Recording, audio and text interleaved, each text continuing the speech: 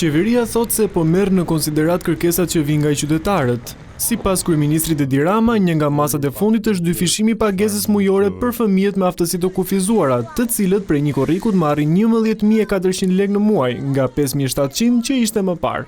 Ta kuptojnë të gjithë që ne nuk jemi jashtë realitetit, nuk jemi asnjëherë të pavëmendshëm për kërkesat e vazhdueshme që vijnë nga grupet shoqërore dhe jemi këtu për të bërë më shumë edhe jo për të fjetur mbi dafinat e arritjeve apo të sukseseve që janë të pamohueshme në shumë drejtime.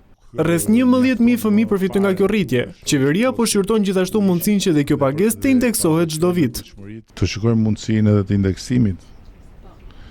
të indeksimit që domethënë siç bëjmë indeksimin e pensioneve, të bëjmë dhe indeksimin e ndihmës për fëmijët me aftësi të veçanta në mënyrë që mos të goditeni nga inflacioni. Përveç rritjes së pagesës mujore prindërve ose kujdestarëve të këtyre fëmijëve, do të paguhen nga buxheti i shtetit dhe sigurimet shoqërore dhe shëndetësore.